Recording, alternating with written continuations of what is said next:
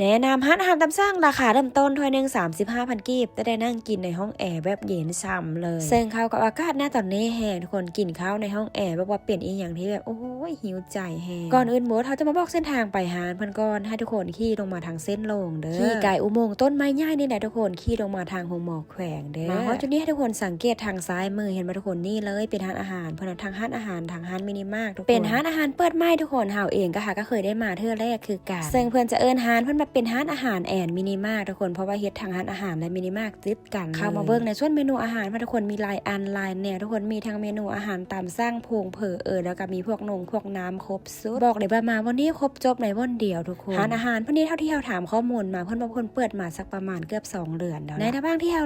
รอคอยอาหารนั้นเดี๋ยวมาถ่ายบรรยากาศภายในร้านให้ทุกคนเบิ่งก่อนบรรยากาศในร้านมันทุกคนงามเพื่อนออกแบบมางามแห่งอันนี้เฮามักโตเพื่อนนะทุกคนอยากได้กลับบ้านเลยเป็นร้านมินิมอลมินิใจแต่ว่าสะอาดแห่งเบิ่งนะทุกคนโอ้ยซื่นหูซื่นตามื้อนี้เราก็มากับน้องสาวคน2 คนเอกแล้วช่วงนี้2 คนติดกันเมนูที่เราสร้างมื้อนี้เราจะสร้างเป็นข้าวเปียกแล้วก็ซุกี้น้ำตามมาด้วยผัดกะเพราหมูสับอีกอย่างจักย่างนี่แหละสำหรับร้านอาหารเพื่อนเฮ็ดขึ้นมาหมดเจาะแห่งอันนี้ทุกคนทำเลได้เลยเพราะว่ามาเฮ็ดร้านอาหารอยู่หน้าโรงหมอค่ะนะทุกคนรับห้องคนไข้ที่มาใช้บริการในโรงหมอแขวงสวรรณเขตนั้นสำหรับร้านอาหารเพื่อนจะเปิดน่าจะประมาณ6 โมงหรือ7 โมงเช้าเนี่ยไปหาประมาณบ่าย 3เปิดวันจันทร์หาวันเสาร์ปิดทุกๆวันอาทิตย์เด้อตามที่อยู่ในเมนูนั้นเพื่อนบอกว่าเปิดตั้งแต่7 โมงเช้าไปหา5 โมงแต่ได้ยินเพื่อนจะเปลี่ยนโมงอยู่ทุกคนต่อไปนะกินของคาวแล้วเรามาต่อกันที่เมนูของหวานกันดีกว่าทุกคนก่อนเราจะกลับเฮากับแวะเข้ามาเบิ่งมินิมาร์ทเพิ่นอยากรู้ว่าเพิ่นมีอย่างขายเนี่ยทุกคนมินิมาร์ทมีฮอดมักหมูมักไม้สดขายพุ่นบอกเลยว่าคนไข้ที่มาใช้บริการแถวหงหมอนี้บ่ต้องไปใส่ไก่เลยมาบนนี้ครบจบเลยมีทั้ง